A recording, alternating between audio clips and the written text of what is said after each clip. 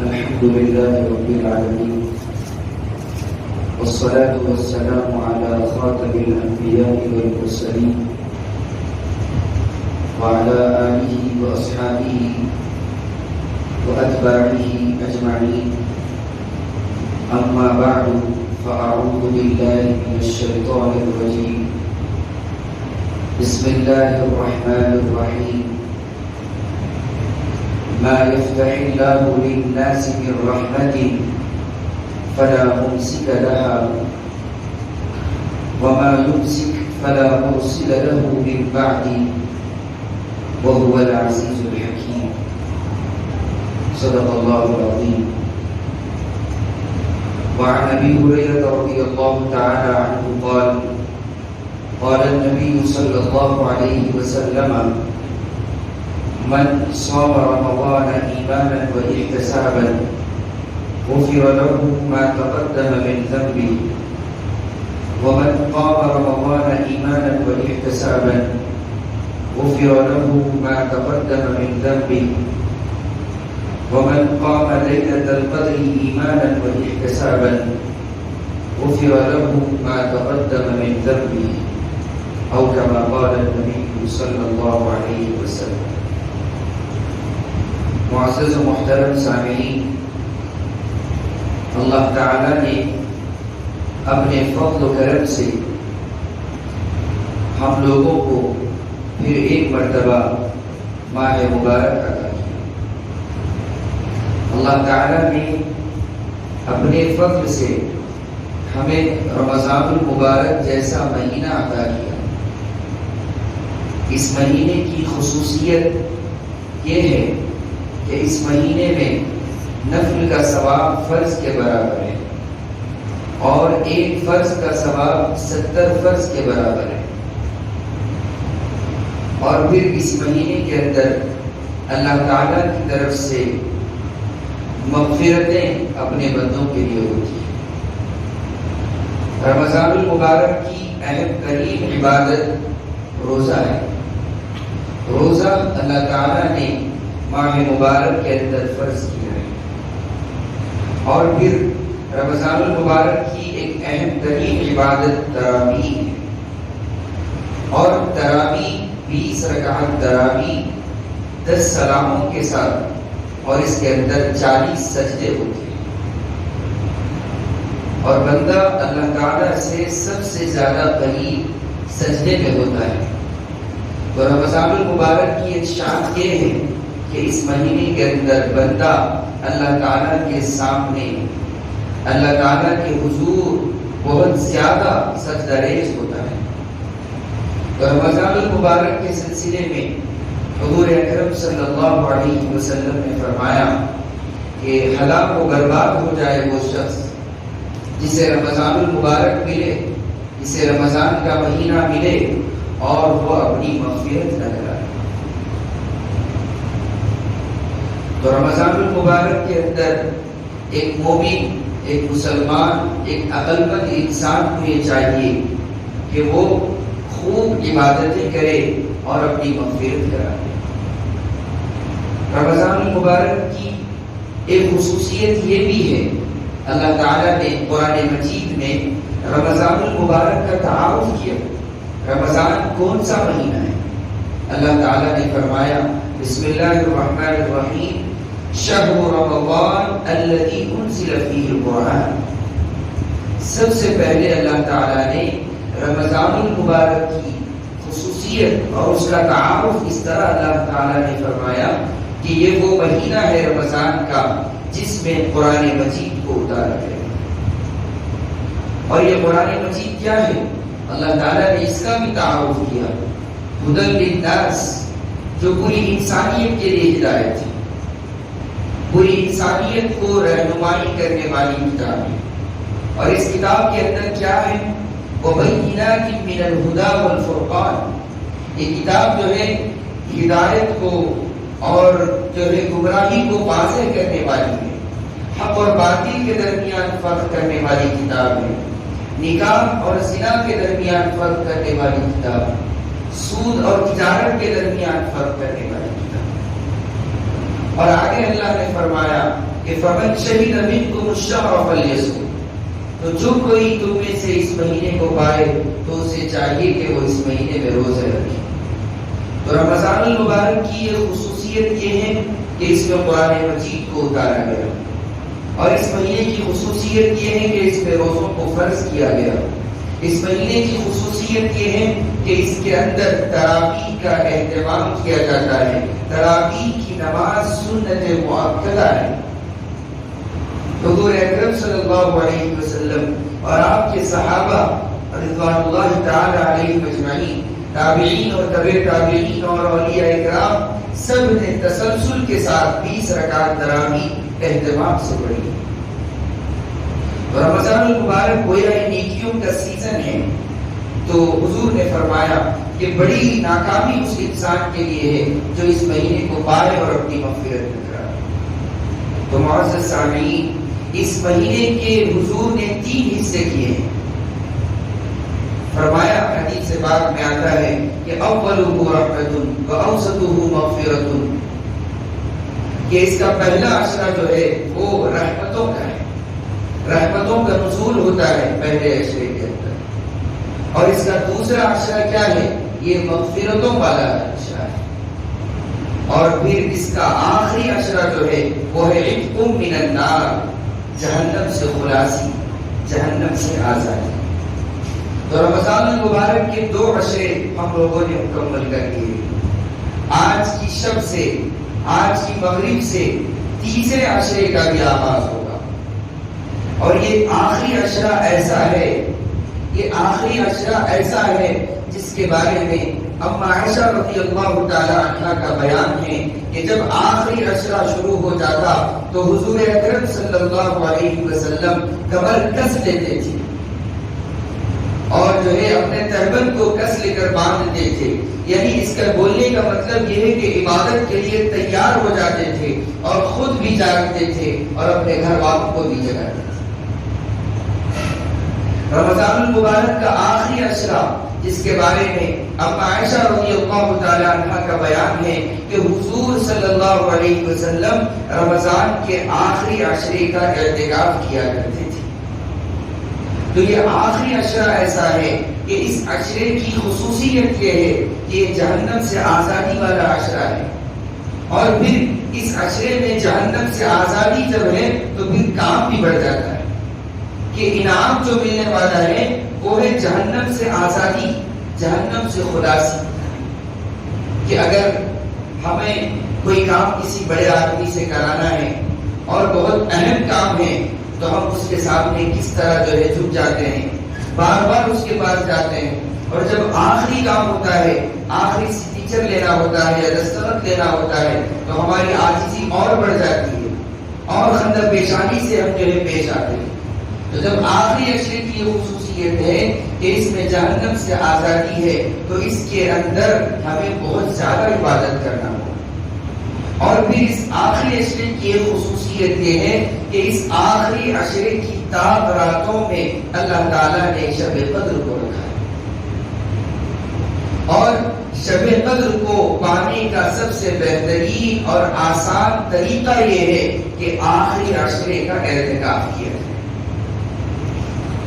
اگر معتکف اعتکاف کرنے والا وہ مسجد میں آ جائے گا 20ویں روزے کی شب کو مغرب کے بعد، اور وہ چاند دیکھنے تک مسجد میں رہے گا، تو وہ مسجد میں رہے گا، راتوں میں عبادت نہیں کرے گا، وہ تراویح پڑھ لے گا، کھانا کھا لے گا اور سو جائے گا مسجد میں۔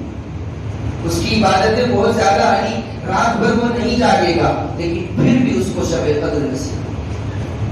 تو شب قدر کو پانے کا سب سے بہترین طریقہ یہ ہے کہ رمضان کے آخری عشرے کا اعتکاف کیا جائے۔ اور حضور اکرم صلی اللہ علیہ وسلم نے فرمایا جس نے رمضان المبارک کے آخری عشرے کا اعتکاف کیا اس کو 2 حج اور 2 عمروں کا ثواب دیا جائے۔ اور جب حضور نے کہہ دیا ثواب دیا جائے گا تو اس میں کسی قسم کی شک و شبہ کی گنجائش نہیں۔ اور ایک روایت میں ہے حضرت عبداللہ بن عباس رضی اللہ تعالیٰ عنہما کا بیان ہے کہ رمضان المبارک کے آخری عشرے کا جو اعتکاف کریں گے ان کے درمیان اور جہنم کے درمیان 3 خندقیں حائل کر دی جائے گی روز قیامت، یعنی جہنم ان سے بہت دور ہوگی۔ اور پھر رمضان المبارک کا آخری عشرہ بہت قیمتی ہے اور یہ عشرے میں جہنم سے آزادی ہوتی ہے، تو اس کے لیے اعتکاف کریں۔ اور اس کا مقصد یہ ہے، اعتکاف کا مقصد یہ ہے کہ انسان دنیاوی مشاغل میں رہ کر، دنیاوی مصروفیتوں میں رہ کر، تجارت، گھر، رشتہ دار، ان تمام دوست احباب، ان تمام مشاغل سے بالکل نکل کر یکسو ہو کر اپنے پروردگار کے سامنے حاضر۔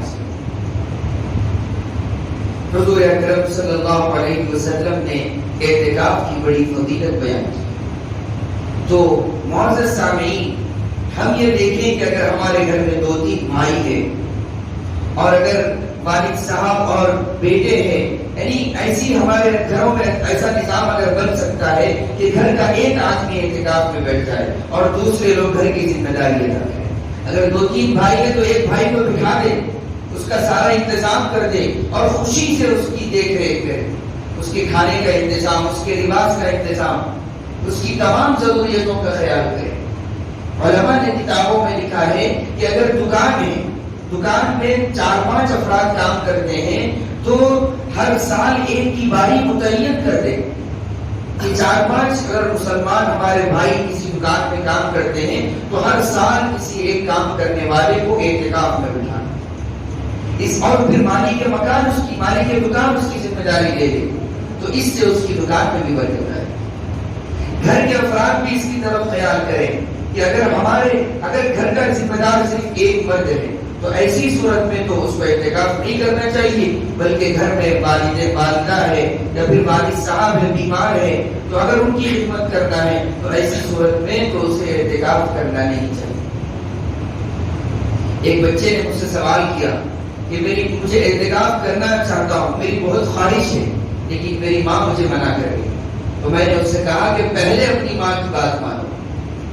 حضرت اویس قرنی رحمۃ اللہ علیہ جو حضور کے زمانے میں موجود تھے، حضور سے ملاقات کرنا چاہتے تھے، لیکن ان کی ماں بیمار ہونے کی وجہ سے وہ حضور کی خدمت میں نہیں آ سکے اور وہ صحابی بننے کے شرف سے محروم رہے۔ لیکن اویس قرنی کا وہ مقام ہے کہ حضور نے حضرت عمر رضی اللہ تعالیٰ عنہ سے کہا کہ اویس قرنی جب بھی آئے مدینہ تو تم ان سے دعا کرا، ان کی بڑی شان ہے۔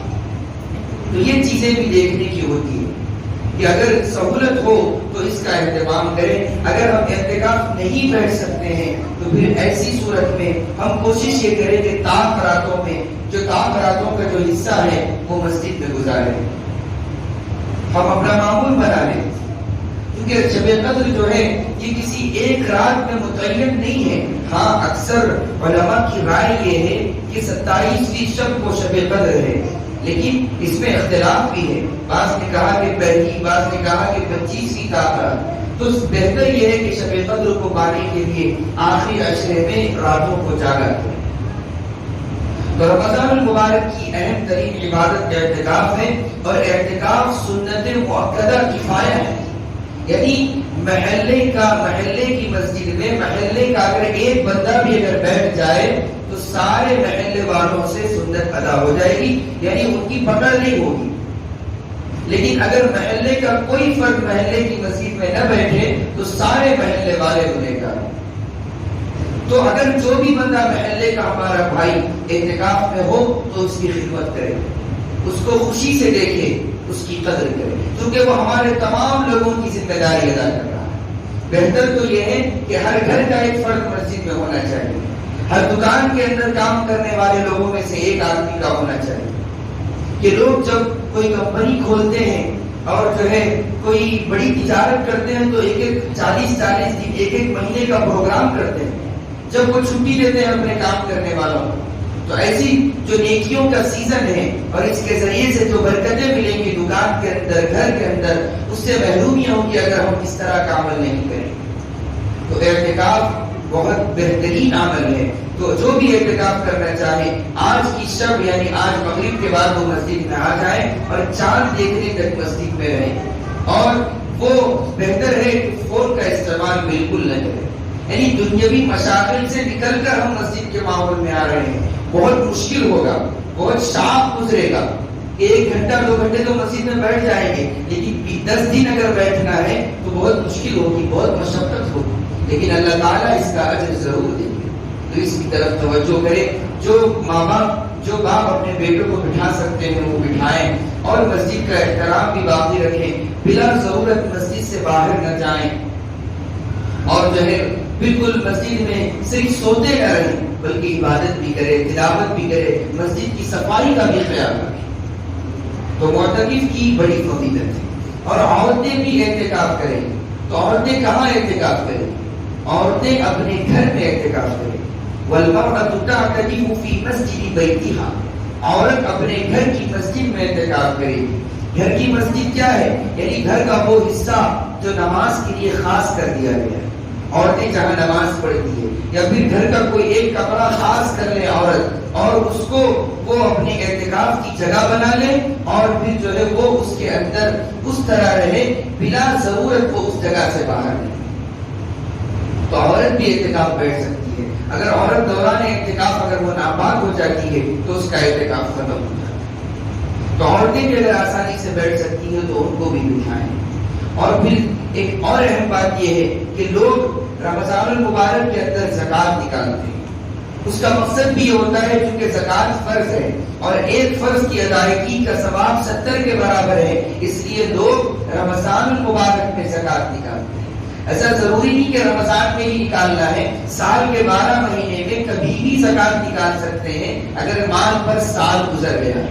لیکن لوگ رمضان میں اس لیے نکالتے ہیں تاکہ ثواب زیادہ ملے اور لوگوں کا فائدہ ہو. اور پھر حضور اکرم صلی اللہ علیہ وسلم رمضان المبارک میں آپ کی عبادتوں میں بھی اضافہ ہوتا تھا، اور آپ کی سخاوت میں بھی اضافہ ہوتا تھا. اور آخری عشرے میں تو آپ کی سخاوت گویا بہہ رہی ہوتی ہے، یعنی آپ کی سخاوت میں اور اضافہ ہو جاتا ہے.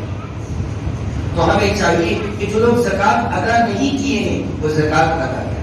اللہ تعالیٰ نے قرآن مجید میں فرمایا، میں نے جو آیت کریمہ آپ کے سامنے پیش کی، اللہ تعالیٰ نے فرمایا ما یفتح اللہ للناس من رحمت فلا ممسک لها، کہ اللہ تعالیٰ جس بندے کے لیے اپنی رحمت کے دروازے کھول دیتے ہیں تو کوئی ان دروازوں کو نہیں روک سکتا، کوئی نہیں روک سکتا.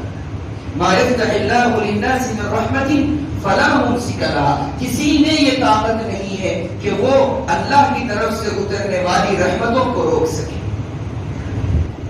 وما یمسک فلا مرسل لها من بعد، اور جس کو اللہ تعالیٰ روک دے، یعنی جس کے لیے اللہ تعالیٰ رحمت کے دروازے بند کر دے تو پھر فلا مرسل لها، کوئی اس کے لیے رحمت کے دروازے کھولنے والا نہیں ہے. وہ بہت زیادہ پیسے کما لے گا، نقصان ہو جائے گا. بہت زیادہ پیسے ہوں گے لیکن بیمار ہو جائے گا. بہت زیادہ پیسے ہوں گے، رشتے دار دور ہوں گے. بہت زیادہ پیسے ہوں گے، بچے نافرمان ہوں گے. تو جس کے لیے اللہ رحمت کے دروازے کھول دے کسی میں طاقت نہیں ہے روکنے کی، اور جس کے لیے بند کر دے کسی میں طاقت نہیں ہے کھولنے کی. اور آگے فرمایا کہ وَهُوَ الْعَزِيزُ الْحَكِيمُ، اللہ کیا ہے؟ غلبے والے ہیں، حکمت والے ہیں. تو جو بندہ زکوٰۃ نہیں دیں گے، جو بندہ زکوٰۃ نہیں دے گا تو اللہ تعالیٰ قیامت کے دن اس کے مال کو ایک بڑے سانپ کی شکل میں جو ہے اس کے سامنے پیش کریں گے. ایک تو اس کے جو ہے گلے میں ڈال دیا جائے گا. بڑی وعیدیں ہیں زکوٰۃ ادا نہ کرنے والے پر. زکوٰۃ ادا کرے. زکوٰۃ کیا ہے؟ اپنے مال کا 40واں حصہ ہے. یعنی اگر 1 لاکھ روپے ہے تو اس میں 2500 زکوٰۃ ہے. یعنی اور اس فرض کب ہوتی تھی؟ زکوٰۃ صاحب نصاب کب ہوگا؟ جس کے پاس 52.5 تولہ چاندی کی مقدار میں پیسے ہیں اور اس پر سال گزرا ہے تو اس پر زکوٰۃ واجب ہے. اور زکوٰۃ دینے سے مال پاک ہو جاتا ہے. زکوٰۃ جو لفظ ہے یہ زکی سے نکلا ہے، یعنی زکوٰۃ کا مطلب یہ ہوتا ہے کہ پاکیزگی. مال جو ہے بالکل پاک ہو جائے گا زکوٰۃ کے ذریعے سے. آنے والی مصیبتیں ختم ہو جائیں گی. اور اللہ تعالیٰ نے قرآن مجید میں ایسے لوگوں کی تعریف کی ہے جو زکوٰۃ ادا کرتے ہیں. اور بار بار اگر اللہ تعالیٰ نے زکوٰۃ کے نظام کو بیان کیا ہے، وَأَقِیمُوا الصَّلَاةَ وَآتُوا الزَّکَاةَ وَیُؤْتُونَ الزَّکَاةَ، نماز کے ساتھ ساتھ زکوٰۃ کا بھی ذکر کیا ہے. اس کی طرف توجہ کریں. بہت سی خواتین کے پاس سونا ہوتا ہے لیکن پیسے نہیں ہوتے تو زکوٰۃ نہیں دیتے. شوہروں کو چاہیے کہ ان پر احسان کر دے، وہ ان کے سونے کی زکوٰۃ ادا کرے. آدمی اپنے مال کا حساب کرے اور زکات کے ادا کرنے میں ذری برابر بھی کوتاہی نہ کرے.